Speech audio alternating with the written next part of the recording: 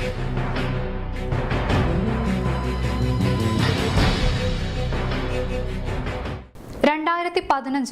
East ലണ്ടനിൽ നിന്ന് സിറിയയിലേക്ക് കടന്ന് IS-ൽ ചേർന്ന ബ്രിട്ടനിലെ സ്കൂൾ വിദ്യാർത്ഥിനി ഷമീമ ബീഗം. അന്ന് 3 പെൺകുട്ടികളാണ് സിറിയയിലേക്ക് കടന്നത്. അവർ വാർത്തകളിൽ നിറഞ്ഞു നിൽക്കുകയും ചെയ്തിരുന്നു.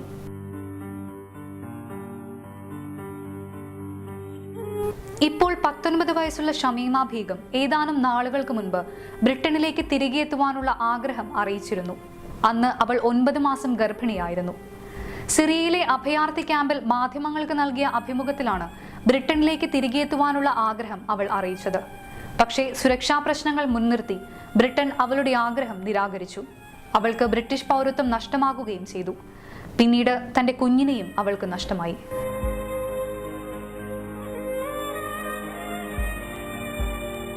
ലോകമെമ്പാടും വാർത്തകളിൽ നിറയുമ്പോഴും ഷമീമയുടെ ജീവിതം ഒരു ചോദ്യചിഹ്നമായി നിൽക്കുകയാണ്. 2015 ഈസ്റ്റ് ലണ്ടനിൽ നിന്ന് ഷമീമ ബീഗവും 2 കൂട്ടുകാരും IS-ൽ ചേരുന്നതിന് സിറിയയിലേക്ക് കടന്നത്. തന്റെ കുഞ്ഞിന് ജന്മം നൽകുന്നതിന് നാട്ടിലേക്ക് മടങ്ങണമെന്നായിരുന്നു അവളുടെ ആഗ്രഹം. അതേസമയം തീവ്രവാദി സംഘത്തിൽ ചേർന്നതിൽ തനിക്ക് ഖേദമില്ലെന്നും ഷമീമ മാധ്യമങ്ങളോട് പറഞ്ഞിരുന്നു. സിറിയയിലെ അഭയാർത്ഥി ക്യാമ്പിൽ വെച്ചാണ് ഷമീമ മാധ്യമങ്ങൾക്ക് അഭിമുഖം നൽകിയത്. നേരത്തെ താൻ 2 കുട്ടികൾക്ക് ജന്മം നൽകിയിരുന്നുവെന്നും 2 കുട്ടികളും മരിച്ചെന്നും ഷമീമ പറഞ്ഞു. തനിക്കൊപ്പം എത്തിയ 2 പെൺകുട്ടികളിൽ ഒരാൾ ബോംബ് സ്ഫോടനത്തിൽ കൊല്ലപ്പെട്ടു. മറ്റൊരാൾക്ക് എന്ത് സംഭവിച്ചെന്ന് തനിക്ക് അറിയില്ലെന്നും ഷമീമ വ്യക്തമാക്കിയിരുന്നു. ഛേദിക്കപ്പെട്ട ശിരസുകൾ ബിന്നുകളിൽ കിടക്കുന്നത് കണ്ടിട്ടുണ്ടെന്നും എന്നാൽ അവയൊന്നും തന്നെ അസ്വസ്ഥയാക്കിയിട്ടില്ലെന്നും അവൾ പറഞ്ഞിരുന്നു. ബെത്നാൾ ഗ്രീൻ അക്കാഡമി വിദ്യാർത്ഥിനിയായിരുന്ന ഷമീമ ബീഗം, അമീറ അബേസ് എന്നിവർക്ക് സിറിയയിലേക്ക് പോകുമ്പോൾ 15 വയസ്സ് മാത്രമായിരുന്നു പ്രായം. ഇവർക്കൊപ്പമുണ്ടായിരുന്ന ഖദീജ സുൽത്താനയ്ക്ക് 16 വയസ്സും. ഗ്യാറ്റ്വിക്കിൽ നിന്ന് തുർക്കിയിലേക്കാണ് ഇവർ ആദ്യം പോയത്. പിന്നീട് ഇവിടെ നിന്ന് അതിർത്തി കടന്ന് സിറിയയിലെത്തി. റഖയിലെത്തിയപ്പോൾ ISIS വധുക്കളാകാൻ എത്തിയവർക്കൊപ്പം ഒരു വീട്ടിലാണ് ഇവർ താമസിച്ചത്. 20-25 വയസ്സുള്ള ഇംഗ്ലീഷ് സംസാരിക്കുന്ന ഒരാളെ വിവാഹം കഴിക്കാനാണ് താൻ അപേക്ഷിച്ചതെന്ന് ഷമീമ പറഞ്ഞു. 10 ദിവസത്തിനു ശേഷം 27-കാരനായ ഇസ്ലാമിലേക്ക് മതം മാറിയ ഒരു ഡച്ചുകാരനെ തനിക്ക് വരനായി ലഭിച്ചു. ഇയാൾക്കൊപ്പമാണ് പിന്നീട് താൻ കഴിയുന്നതെന്നും കിഴക്കൻ സിറിയയിൽ ISIS-ന്റെ അവസാന താവളമായ ബാഗൂസിൽ നിന്ന് 2 ആഴ്ച മുൻപാണ് രക്ഷപ്പെട്ടെത്തിയതെന്നും അന്ന് ഷമീമ വ്യക്തമാക്കിയിരുന്നു. സിറിയൻ പോരാളികളുടെ ഒരു സംഘത്തിനു മുന്നിൽ തന്റെ ഭർത്താവ് കീഴടങ്ങി. ഇപ്പോൾ വടക്കൻ സിറിയയിലെ ഒരു അഭയാർത്ഥി ക്യാമ്പിലാണ് ഷമീമ താമസിക്കുന്നത്. 39,000-ഓളം അഭയാർത്ഥികളാണ് ഈ ക്യാമ്പിലുള്ളത്. റഖയിലെ ജീവിതത്തെക്കുറിച്ച് ചോദിച്ചപ്പോൾ വളരെ സാധാരണ ജീവിതമായിരുന്നു അവിടെ തങ്ങൾ നയിച്ചിരുന്നതെന്ന മറുപടിയാണ് ഷമീമ നൽകിയത്. ഒരു തടവുകാരന്റെ തല ഛേദിക്കപ്പെട്ട നിലയിൽ താൻ കണ്ടിട്ടുണ്ട്. പക്ഷേ അത് ഇസ്ലാമിന്റെ ശത്രുവിന്റെ തലയായിരുന്നു. ഒരു മുസ്ലിം സ്ത്രീയോട് അയാൾ എന്തു ചെയ്യുമായിരുന്നു എന്ന് മാത്രമാണ് അപ്പോൾ താൻ ചിന്തിച്ചതെന്നും ഷമീമ പറഞ്ഞു. ബ്രിട്ടനിലേക്ക് തിരികെ എത്താൻ ഷമീമ ബീഗം ആഗ്രഹം പ്രകടിപ്പിച്ചപ്പോൾ IS-ൽ നിന്ന് തിരിച്ചെത്തുന്ന ബ്രിട്ടീഷുകാർ രാജ്യത്തിന് ഭീഷണിയാകുമെന്നാണ് MI6 തലവൻ അലക്സ് യങ്ങർ പറഞ്ഞത്. എന്നാൽ അവർ രാജ്യത്തേക്ക് തിരിച്ചെത്തുന്നത് തടയാൻ നമുക്ക് സാധിക്കില്ലെന്നും അദ്ദേഹം പറഞ്ഞിരുന്നു. പ്രത്യേക പരിശീലനവും തീവ്രവാദ ബന്ധവുമുള്ള ഇവർ തിരിച്ചെത്തുന്നത് വലിയ ഭീഷണിയായിരിക്കും സൃഷ്ടിക്കുകയെന്ന് അപൂർവമായി മാത്രം നടത്തുന്ന പൊതുപ്രസ്താവനയിലാണ് അലക്സ് യങ്ങർ പറഞ്ഞത്. 2015 ISIS-ൽ ചേർന്ന ഷമീമയ്ക്ക് UK-യിൽ പ്രവേശിക്കാൻ അനുമതി നൽകണമെന്ന് കുടുംബം ആവശ്യമുന്നയിച്ചിരുന്നു. ഈ പശ്ചാത്തലത്തിലായിരുന്നു ഇന്റലിജൻസ് തലവൻ ഇക്കാര്യം പറഞ്ഞത്. അതേസമയം ഷമീമയ്ക്ക് രാജ്യത്ത് പ്രവേശനം അനുവദിക്കില്ലെന്നാണ് ഹോം സെക്രട്ടറി സാജിദ് ജാവിദ് പറഞ്ഞത്. Over 900 people took this path. Without the de-radicalization work of our PREVENT program, there could well have been many more. Whatever role they took in the so-called caliphate, they all supported a terrorist organization. And in doing so, they have shown they hate our country and the values that we stand for. This is a death cult that enslaved, for example, and raped thousands of Yazidi girls. And that celebrated attacks on our shores, including the tragic Manchester bombing that targeted young girls. Mr. Speaker, the House will have also seen the comments of Shamima Begum. സിറിയയിൽ അന്തിമയുദ്ധം നടക്കുന്ന സാഹചര്യത്തിൽ ISIS കേന്ദ്രങ്ങളിൽ നിന്ന് ആയിരക്കണക്കിന് തീവ്രവാദികൾ രക്ഷപ്പെട്ടിട്ടുണ്ട്. ISIS-ന്റെ ഏറ്റവും അവസാനത്തെ ശക്തി കേന്ദ്രത്തിനെതിരായ ശക്തമായ യുദ്ധമാണ് നടന്നുകൊണ്ടിരിക്കുന്നത്. ഇത്തരമൊരു സാഹചര്യത്തിൽ ഭീകര സംഘടനയിൽ നിന്ന് ഒട്ടേറെ പേർ തിരികെ എത്താൻ സാധ്യതയുണ്ട്. ഷമീമയുടെ പേര് എടുത്തു പറയാതെയാണ് യങ്ങർ പ്രസ്താവന നടത്തിയത്. പൊതുജനങ്ങളുടെ സുരക്ഷയാണ് തങ്ങളുടെ പ്രഥമ പരിഗണനയെന്നും അദ്ദേഹം വ്യക്തമാക്കി. UK-യിൽ തിരികെ എത്തുന്നവർക്കെതിരെ അന്വേഷണം നടത്തുമെന്നും അവരെ ചോദ്യം ചെയ്യുമെന്നും യങ്ങർ പറഞ്ഞു. അവർ നിയമ നടപടികൾ നേരിടേണ്ടി വരുമെന്നും അദ്ദേഹം കൂട്ടിച്ചേർത്തിരുന്നു. രാജ്യത്തിന് നേരെയുള്ള അനുഭവങ്ങളാണ് ഇത്തരമൊരു നിലപാടിലേക്ക് തങ്ങളെ എത്തിക്കുന്നത്. തീവ്രവാദ സംഘങ്ങളുമായി ബന്ധപ്പെടുകയും പിന്നീട് തിരിച്ചെത്തുകയും ചെയ്തവർ അപകടകാരികളായി മാറിയ അനുഭവമാണ് ഉള്ളത്. ഭാവിയിൽ എന്താണ് സംഭവിക്കുക എന്നത് പ്രവചിക്കാനാകില്ല. പക്ഷേ സങ്കീർണമായ ഒരു സാഹചര്യമാണ് ഇത്. പക്ഷേ ബ്രിട്ടീഷ് പൗരന്മാർക്ക് രാജ്യത്തേക്ക് തിരിച്ചു വരാൻ അവകാശമുണ്ടെന്നും അദ്ദേഹം പറഞ്ഞിരുന്നു. അതേസമയം ഈ വിധത്തിൽ തിരിച്ചെത്തുന്നവർ അന്വേഷണങ്ങളെ നേരിടാനും കടുത്ത നിയന്ത്രണത്തിലും നിരീക്ഷണത്തിലും ജീവിക്കാനും തയ്യാറായി വേണം മടങ്ങാനെന്ന് counter terrorism policing assistant commissioner Neil ബസവും മുന്നറിയിപ്പ് നൽകിയിരുന്നു. ഐസിസിൽ നിന്ന് മടങ്ങിയെത്താൻ ആഗ്രഹിക്കുന്നവരെ തടയണമെന്നാവശ്യപ്പെട്ട് ജനങ്ങളും രംഗത്തെത്തിയിരുന്നു. അതിനായി പെറ്റിഷൻ സമർപ്പിക്കുകയും ചെയ്തു. 5.5 ലക്ഷത്തിലേറെ ആളുകളാണ് പെറ്റിഷന് പിന്തുണയുമായി രംഗത്തെത്തിയിരുന്നത്. ഷമീമ ബീഗം ബ്രിട്ടനിലേക്ക് മടങ്ങണമെന്ന് ആഗ്രഹം പ്രകടിപ്പിക്കുകയും UK ഇത് നിഷേധിക്കുകയും ചെയ്ത പശ്ചാത്തലത്തിലുണ്ടായ വിവാദങ്ങൾക്കിടെയാണ് പെറ്റിഷൻ ചർച്ചയിലേക്ക് വീണ്ടും എത്തിയത്. ഐസിസിൽ നിന്ന് തിരിച്ചുവരുന്നവർക്ക് വിലക്കേർപ്പെടുത്തണമെന്ന ആവശ്യം പൊതുജനങ്ങളിൽ നിന്ന് ശക്തമായി ഉയർന്നിരുന്നു. പെറ്റിഷന് ലഭിച്ച വൻ ജനപിന്തുണയുടെ പശ്ചാത്തലത്തിൽ കഴിഞ്ഞ നവംബറിൽ സർക്കാർ ഇതിനോടുള്ള പ്രതികരണം അറിയിച്ചിരുന്നു. ഒരാൾക്ക് മറ്റെവിടെയും പൗരത്വമില്ലാതാകുന്ന അവസ്ഥയല്ലെങ്കിൽ ബ്രിട്ടീഷ് പൗരത്വം എടുത്തുകളയുന്നതിൽ ബുദ്ധിമുട്ടില്ലെന്നായിരുന്നു 2018 നവംബർ 27 സർക്കാർ ഇതിനോട് പ്രതികരിച്ചത്. സിറിയയിൽ നിന്ന് മടങ്ങിയെത്തുന്നവരിൽ നിന്ന് എന്തെങ്കിലും ഭീഷണിയുണ്ടാകുകയാണെങ്കിൽ അത് കൈകാര്യം ചെയ്യുമെന്നും അത്തരക്കാർ ക്രിമിനൽ കുറ്റത്തിന് അന്വേഷണം നേരിടുമെന്നും ഗവൺമെന്റ് വ്യക്തമാക്കിയിരുന്നു. UK ഗവൺമെന്റ് പാർലമെന്റ് അപ്പീലിന് ഷമീമയുടെ അഭിമുഖം പുറത്തുവന്നതിനു ശേഷം വലിയ ജനപിന്തുണയാണ് ഉണ്ടായിരുന്നത്. That was an endorsement of them. That was a propaganda victory for them. You helped them. You helped the enemy of Britain. I wasn't the one that put myself. I didn't want to be on the news at first. I know a lot of people, after they saw that me and my friends came, they actually encouraged them. Like I did hear, a lot of people were encouraged to come after I left, but I wasn't the one that put myself on the news. We didn't want to be on the news. So here's your opportunity then to apologise to some of the people who were murdered by the group that you joined. Some of the British men, some of the women, some of the kids from Manchester who were killed in the Manchester arena. You must have heard about that attack. What did you think about that? I was shocked, but I just couldn't. I didn't know about the kids actually, but I do feel that it's wrong that people, like innocent people did get killed. It's one thing to kill a soldier that is fighting you, it's self-defense, but to kill people like women and children, just like people, like the women and children in Barbados that are being killed right now, unjustly, with the bombings. It's a two-way thing, really, because women and children are being killed back in the Islamic State right now, and it's kind of retaliation. Like their justification was that it was retaliation, so I thought, okay, that is a fair justification. I still haven't heard you apologise to anybody. Okay, I am sorry for all the families that have lost their husbands and sons and brothers, and I'm sorry for all the men that have lost their women and children because of the attacks back in the UK and other countries. It wasn't fair on them. They weren't fighting anyone. They weren't causing any harm, but neither was I, and neither are the women who are being killed right now back in Barbados. But I think you're wrong. You did cause harm because you helped this terrible regime which was murdering people, which was mounting terror attacks. You joined them, you gave them support. You became a poster girl for them. Like I said, the poster girl thing was not my choice. I would not have, done that. But me just going there and being a housewife and just sitting at home and them taking care of me is not really in any way helping. Like I'm not paying for their bullets, I'm not paying for them to be trained. I will admit I was the one that made the choice. Even though I was only 15 years old, I do have I could make my own decision back there. I do have the mentality to make my own decisions, and I did leave on my own, knowing that it was a risk. But I will admit it's my fault right now. I just want forgiveness really from the UK. Like everything I've been through, I didn't expect I would go through that, and losing my children the way I lost them. I don't want to lose this baby as well. And this is really not a place to raise children. This camp, not maybe temporarily, but not permanently. If the Islamic State hadn't fallen, if they hadn't been defeated, would you have stayed? No, I would have left. Why do you think, after you've joined this group which has rejected everything that Britain has offered, that you should still be able to go back to Britain? Because I don't actually agree with everything that they've done, and that's why I actually do support some British values, and I am willing to like go back to the UK and settle down again and like rehabilitate and all that stuff. What do you think will happen to you when you go back to the UK?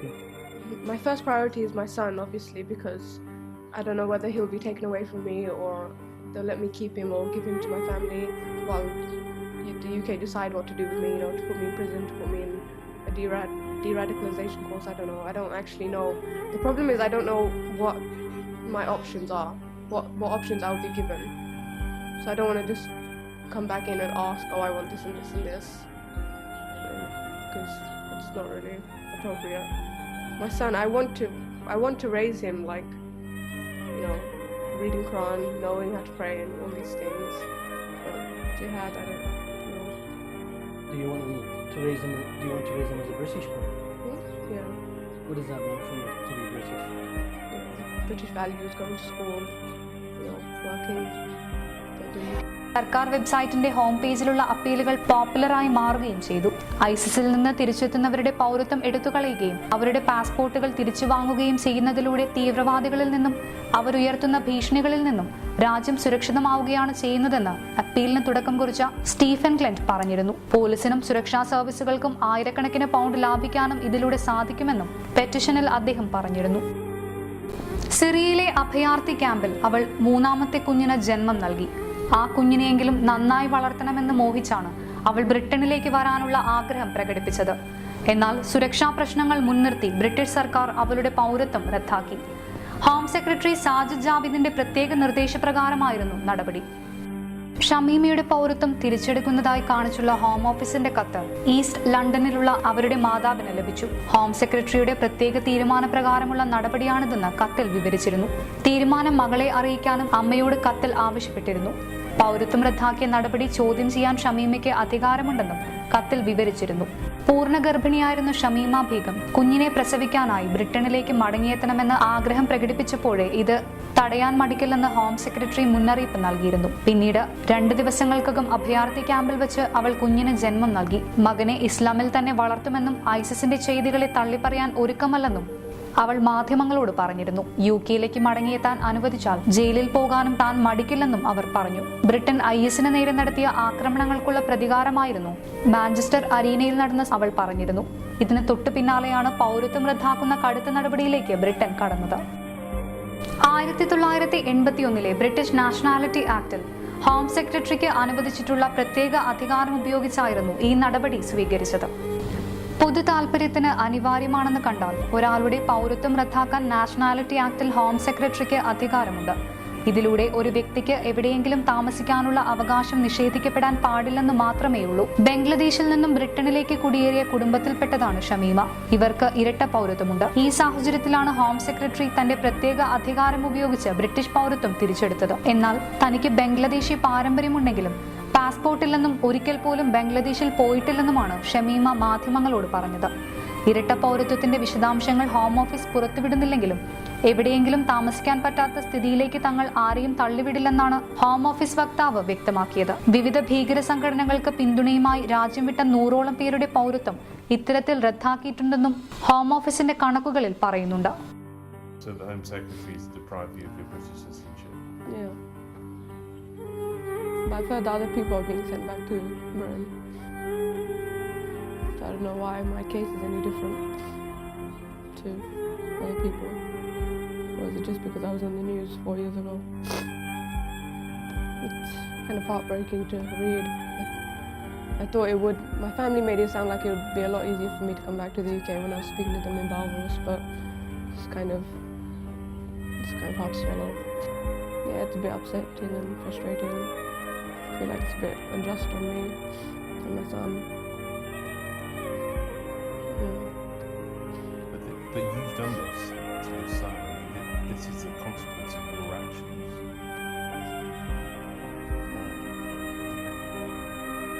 So.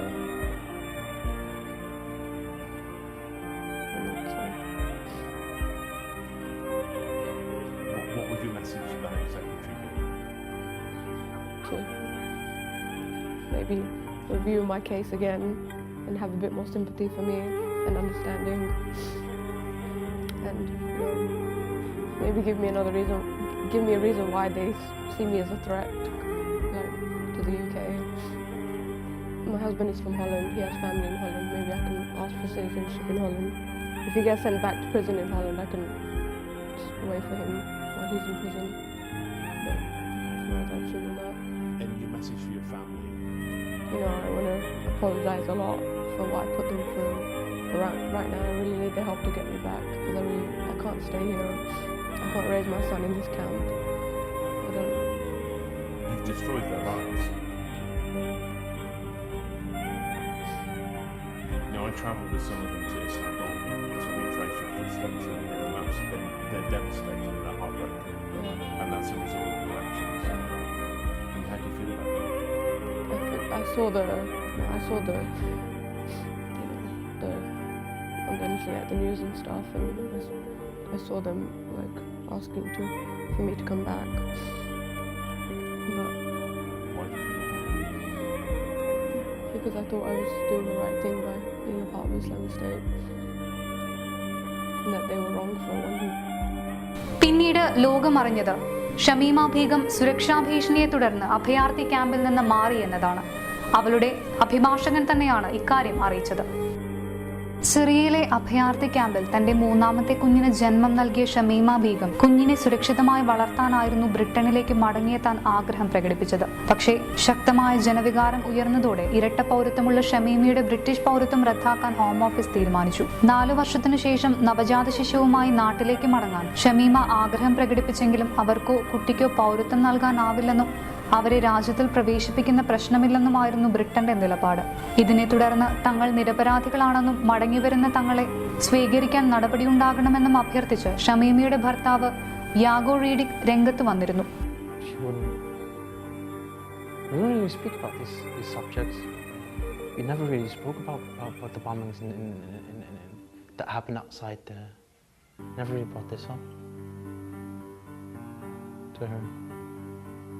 So we never spoke about it, like, what do you think about it? Can you give me a sense of what daily life was like inside Raqqa? I mean, you must have witnessed beheadings. Actually, never witnessed the beheading now. I've actually witnessed the stoning once.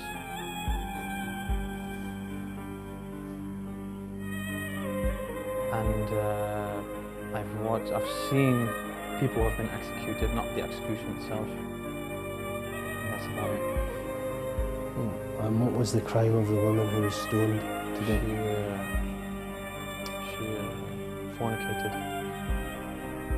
Actually, she wasn't stoned to death. ഷമീമയുടെ മൂന്നാമത്തെ കുട്ടിയാണ് മരിച്ചത്. ഹോളണ്ടിലെ തീവ്രവാദി watch ലിസ്റ്റിൽ യാഗോയുടെ പേരുണ്ടെങ്കിലും പൗരത്വം Netherland റദ്ദാക്കിയിരുന്നില്ല. തിരിച്ചെത്തിയാൽ തീവ്രവാദ പ്രവർത്തനം നടത്തിയതിന് ചുരുങ്ങിയത് 6 വർഷമെങ്കിലും ഇയാൾ തടവ് അനുഭവിക്കേണ്ടി വരും.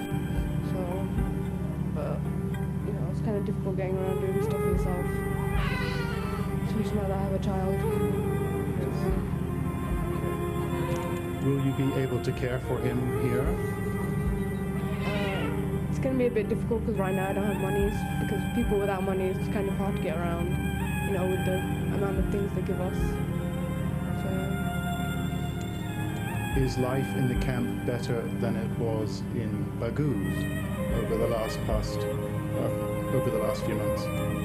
Definitely. I mean, I'm not starving. I have a roof over my head. Before I was sleeping outside, and there was no medical care, so everyone was getting sick. My kids died because of sickness. So, yeah. You have obviously been through a lot over the last years.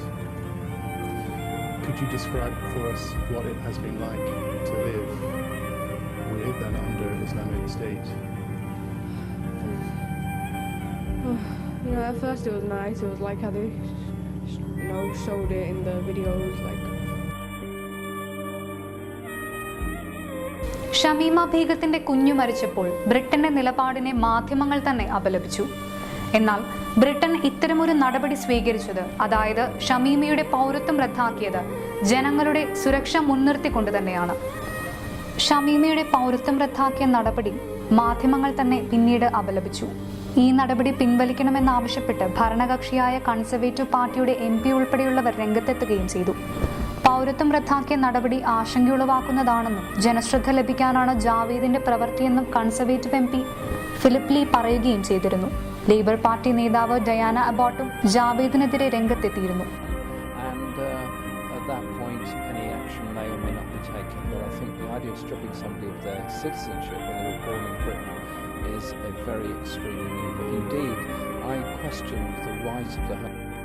ഷമീമയുടെ പിതാവ് തന്നെ തന്റെ മകളുടെ ചെയ്തികളിൽ മാപ്പപേക്ഷിച്ചുകൊണ്ട് British ജനതയുടെ മുന്നിൽ വരികയും ചെയ്തിരുന്നു. ഷമീമ ചെയ്തത് തെറ്റാണെന്നും എല്ലാവർക്കും വേണ്ടി അച്ഛനെന്ന നിലയിൽ താൻ മാപ്പ് ചോദിക്കുന്നുവെന്നും അവളോട് ക്ഷമിക്കാൻ ബ്രിട്ടീഷ് ജനതയോട് മുഴുവൻ അപേക്ഷിക്കുന്നുവെന്നുമാണ് ഷമീമ ബീഗത്തിന്റെ പിതാവ് അഹമ്മദ് അലി പറഞ്ഞത്. ഷമീമയുടെ പക്വതയില്ലാത്ത പ്രായത്തിൽ ചെയ്ത തെറ്റാണ് ഇത്.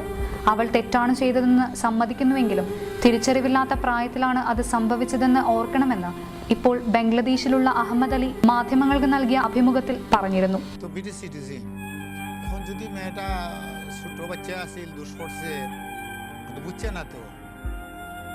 ഇപ്പോഴും അവശേഷിക്കുന്ന ഒരു ചോദ്യമാണ്, എന്തുകൊണ്ട് ഷമീമയെ പോലുള്ളവർ ഇത്തരം ഭീകര സംഘടനകളിൽ ആകൃഷ്ടരാകുന്നു എന്നത്. കുട്ടികളെ സംബന്ധിച്ച് കൗമാരം ഒരു സ്വപ്നലോകം തന്നെയാണ്. അവർ പുതിയ പുതിയ കാര്യങ്ങളിൽ ആകൃഷ്ടരാകും. അതുകൊണ്ട് തന്നെ ഈ പ്രായത്തിലുള്ള കുട്ടികളെ വശത്താക്കുന്നതിന് കുറ്റവാളികളുടെ ഒരു സംഘം തന്നെയാണ് വല വിരിച്ചിരിക്കുന്നത്.